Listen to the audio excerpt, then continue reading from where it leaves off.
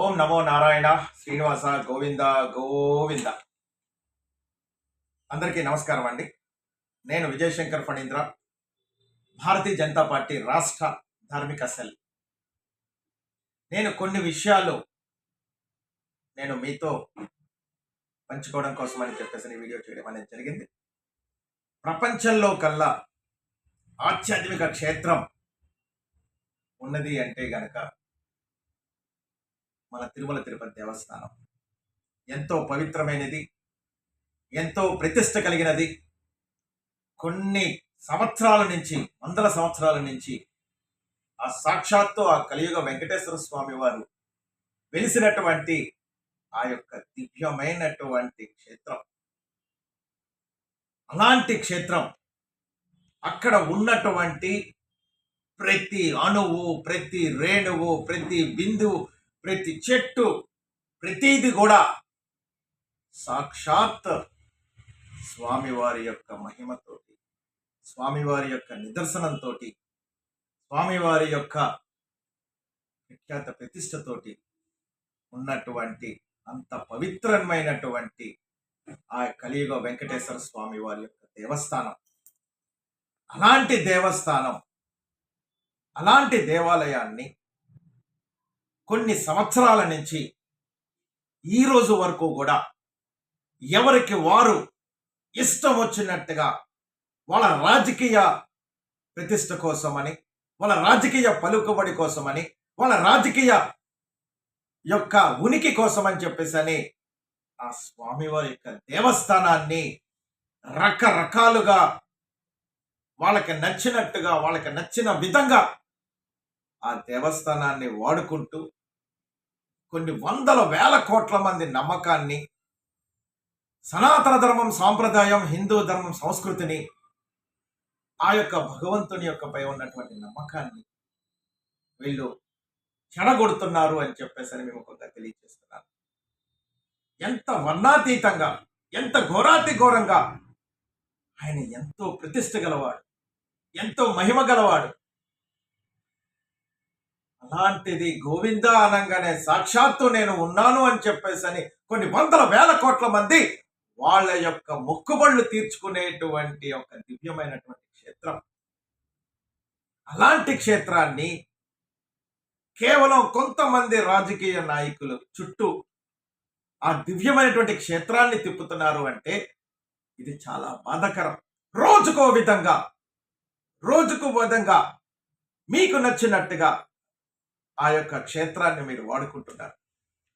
అందులో భాగంగా ఆ తిరుమల తిరుపతి దేవస్థానం యొక్క సాక్షాత్తు ఆ స్వామివారి యొక్క లడ్డూ వివాదం అయితే అది మరవక ముందే సాక్షాత్తు ఒక ధర్మకర్త హోదాలో ఉన్నటువంటి ఆ హోదాలో ఉన్నటువంటి యొక్క వ్యక్తిగత వీడియో బయటికి రావడం అనేది చాలా బాధాకరం. అయ్యా, నేను ఒక మాట చెప్తున్నా. ఒక దేవస్థానంలో ఒక ధర్మకర్త అనే ఒక పదవి మనకి వచ్చింది అంటే అది పదవి కాదు సార్, మీరు అది గుర్తుంచుకోవాలా. అది బాధ్యత. అలాంటి బాధ్యత మీకు దక్కినందుకు ఆ స్వామివారి యొక్క ఎంతో అదృష్టము, పుణ్యము, జన్మల యొక్క ఆ యొక్క పుణ్యంతో మీకు అలాంటి పవిత్రమైనటువంటి క్షేత్రంలో అలాంటి బాధ్యతలు మీకు దక్కుతాయి. ఒక్కసారి స్వామివారిని చూస్తేనే ధరించిపోయి చాలనుకొని కొన్ని వందల వేల కిలోమీటర్ల నుంచి ప్రయాణాలు చేసి వచ్చినటువంటి భక్తులు ఒక్క నిమిషం స్వామివారిని చూస్తే మైమర్చిపోతారు. వాళ్ళ కష్టాన్ని, వాళ్ళ బాధని అన్నీ మైమర్చిపోయి స్వామి నువ్వు ఉన్నావు అనే ఒక ధైర్యంతో తిరిగి కొండ దిగి వాళ్ళ యొక్క గమ్యస్థానానికి చేరుకుంటారు. అలాంటి క్షేత్రంలో, అలాంటి పవిత్రత కలిగినటువంటి క్షేత్రంలో, అలాంటి పుణ్యభూమి ఉన్నటువంటి క్షేత్రంలో మీకు నచ్చినటువంటి విధంగా మీరు ప్రవర్తిస్తున్నారు అంటే ఇది రాజకీయ కుట్ర అనకపోతే ఏమనమంటారు? ఒక్కసారి భక్తులు ఆలోచన చెయ్యాలి. అయ్యా ధర్మకర్త బిఆర్ నాయుడు గారు, మీ వ్యక్తిగతమైనటువంటి వీడియోలు బయటకు వచ్చాయి, మీ వ్యక్తిగతమైనటువంటి చరిత్ర గురించి బయటకు వచ్చింది అని చెప్పేసి మీరు మాట్లాడడం అనేది, మీ యొక్క ప్రెస్ మీట్లో మీరు ఏం మాట్లాడారు, మీరు మాట్లాడినటువంటి ఆ మాటలు, అది మీరు ఆ స్థలంలో తెలిసి మాట్లాడారా, లేదా ఒళ్ళు మైమరిచిపోయి బలిసి మాట్లాడారా, కళ్ళు మూసుకుపోయి మాట్లాడారా? మీ వ్యక్తిగత ఆరోపణ, మీ వ్యక్తిగతమైనటువంటి నింద, ఒక ధర్మకర్త హోదాలో ఉన్నటువంటి వారు మీరు, అది మీ మీదకు వస్తే మీరు వెంటనే సాక్షాత్తు ఆ ధర్మకర్త పదవికి పక్కన పెట్టి రాజీనామా చేసి మీ యొక్క నిజాన్ని మీరు తర్వాత మీరు చూసుకోవాలి. మీరు ఏదైనా ప్రెస్ మీట్ పెట్టాలి అంటే ఆ క్షేత్రం దగ్గర కాకుండా, ఆ యొక్క సాక్షాత్ ఆ స్వామివారి కొండ దగ్గర కాకుండా, ఆ పవిత్రమైనటువంటి స్థలంలో కాకుండా మీరు ఒక ప్రెస్ మీట్ పెట్టి ఇష్టానుసారంగా మీరు మాట్లాడుకోండి. మీ రాజకీయం గురించి మాట్లాడుకోండి, మీ వ్యక్తిగతం గురించి మాట్లాడుకోండి, మీరు వ్యక్తిగత ఆరోపణలు చేసుకోండి. అంతేగాని ఏంటండి అది? మిమ్మల్ని కొన్ని వందల కోట్ల మంది మిమ్మల్ని చూస్తూ ఉంటారు. బిఆర్ నాయుడు TV5 అంటే ఎవరికి తెలియదు సార్. అసలు మీరు ఎవడో అవసరం లేదు. మీరు ఎవరో కూడా, మీ రూపం ఎలా ఉంటుందో, మీరు ఎలా ఉంటారో ఇన్ని వందల వేల కోట్ల మందికి ఎవరికి కూడా తెలియదు అసలు మీరు ఎవరో కూడా. మీరు నార్మల్గా రోడ్డు మీద వెళ్ళిపోయినా కూడా. కానీ ఈ రోజున మా పవిత్రమైనటువంటి పుణ్యక్షేత్రం, సాక్షాత్తు స్వామివారు వెలిసినటువంటి పుణ్యక్షేత్రం, సాక్షాత్తు ఆ స్వామివారు నడిచినటువంటి యొక్క పుణ్యక్షేత్రం, కొన్ని వందల వేల కోట్ల ప్రపంచంలో ప్రతి ఒక్కళ్ళు కూడా వచ్చి దర్శనం చేసుకునేటువంటి పుణ్యక్షేత్రానికి ఒక ధర్మకర్తగా ఉండేటువంటి అదృష్ట భాగ్యం మీకు కలిగింది. అలాంటి హోదాలో ఉండి మీకేమన్నా ఇబ్బందులు ఉంటే, మీ రాజకీయాలకు సంబంధించిన ఇబ్బందులు ఉంటే దానికి స్వచ్ఛందంగా పక్కన పెట్టి రాజీనామా చేసి మీరు ఆ నిజ నిరూపణ చేసి అప్పుడు మళ్ళీ ఆ పదవి మీకు ఇవ్వాలి.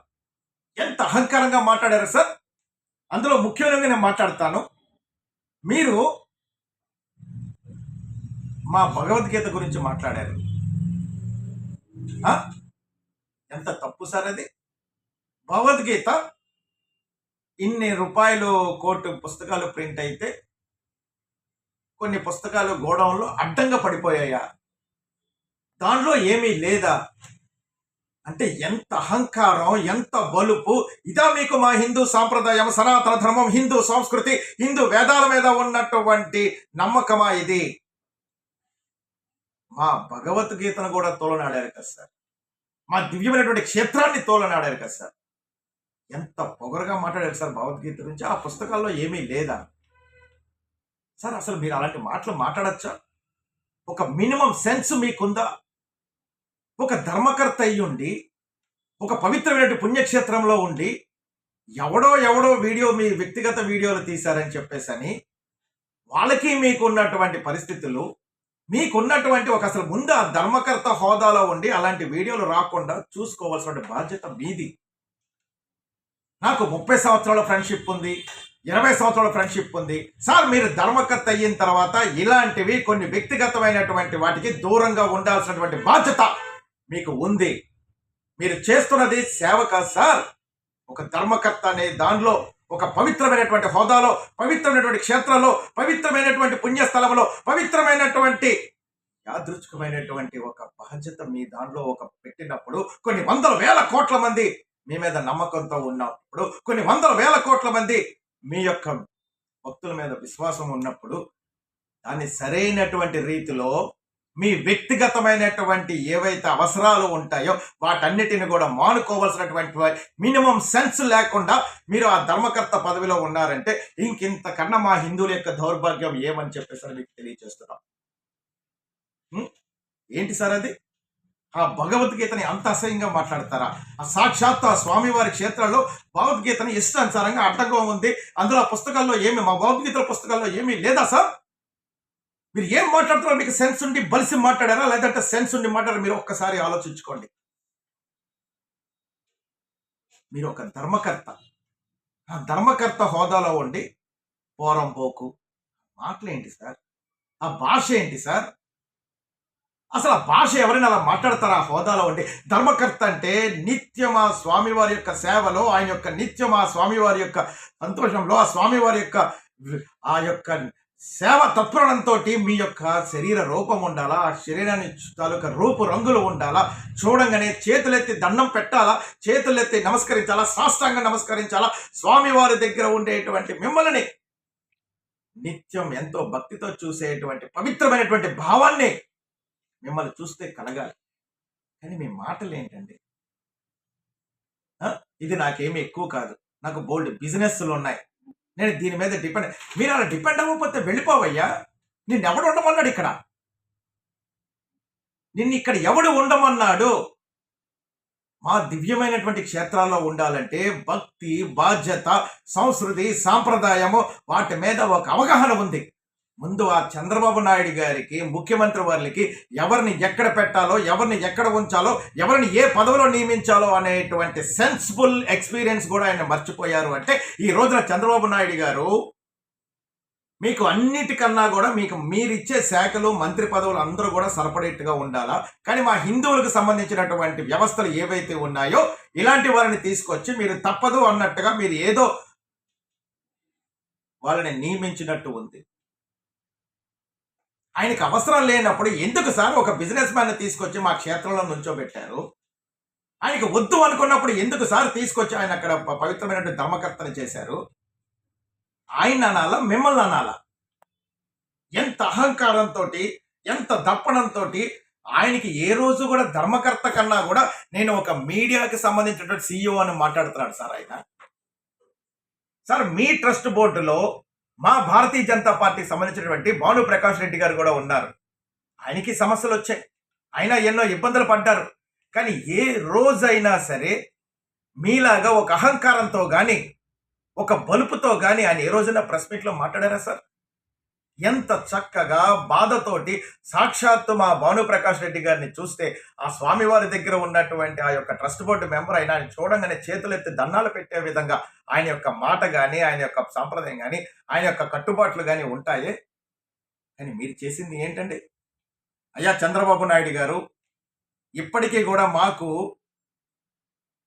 మిమ్మల్ని నమ్మినందుకు, కూటమిలో ఉన్నందుకు, పై స్థాయిలో ఉన్నటువంటి భారతీయ జనతా పార్టీ వాళ్ళ సంగతి అయితే తెలియదు కానీ కింద స్థాయిలో ఉన్నటువంటి కార్యకర్తలు కానీ, మాలాంటి కట్టర్ హిందువులు కానీ, హిందువులు మనోభావాలు, సాంప్రదాయాలు, సంస్కృతి అంటే గనక ప్రాణాలు కూడా ఇచ్చేటువంటి మాలాంటి వాళ్ళని మటుకు మీరు బాధ పెడుతూనే ఉన్నారు.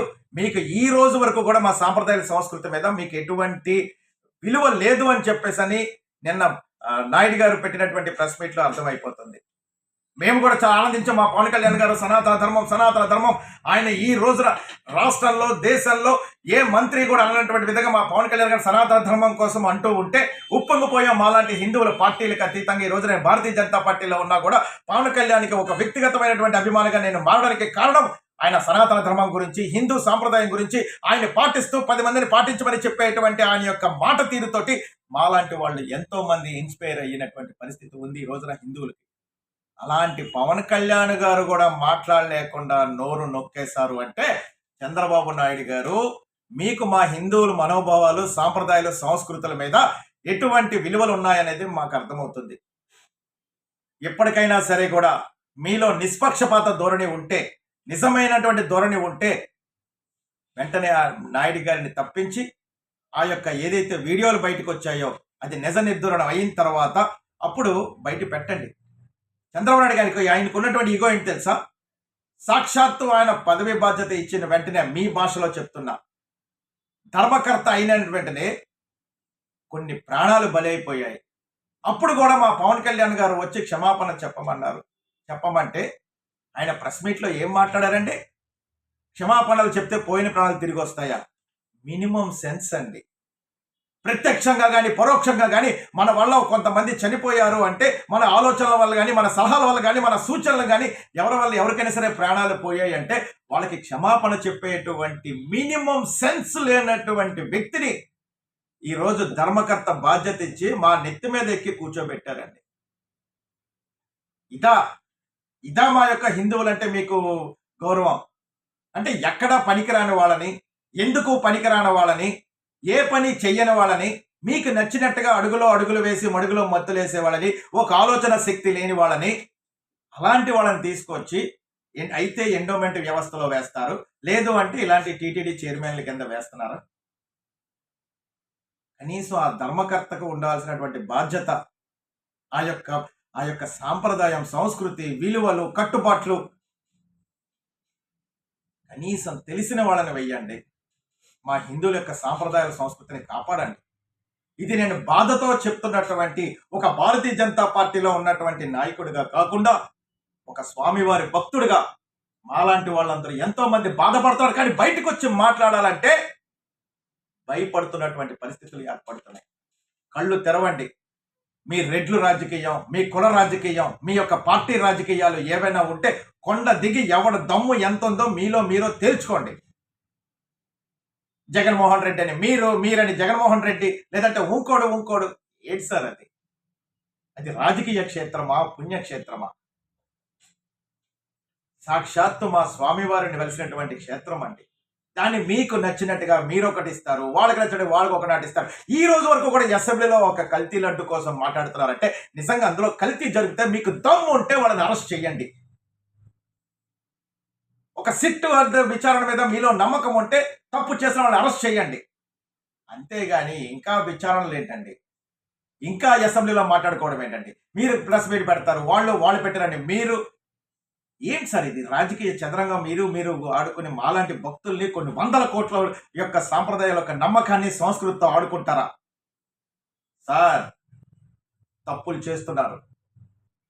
చంద్రబాబు నాయుడు గారైనా సరే, బిఆర్ నాయుడు గారైనా సరే, లేదా ఇంకో పార్టీ వాళ్ళైనా సరే, మీరు రాజకీయ క్షేత్రంగా మా సాక్షాత్ తిరుమల తిరుపతి దేవస్థానాన్ని మారుస్తున్నారు.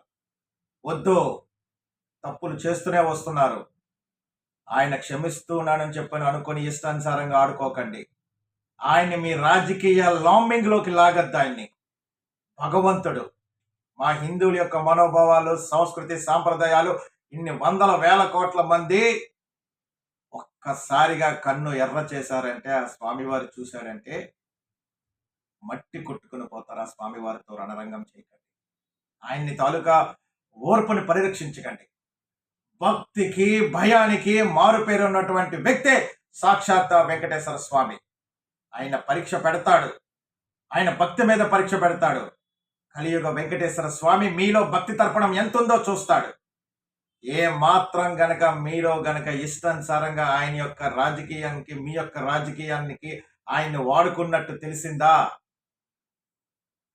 మస్ అయిపోతారు. దయచేసి మా బాధను అర్థం చేసుకోండి. చక్కగా పాలన చేయండి.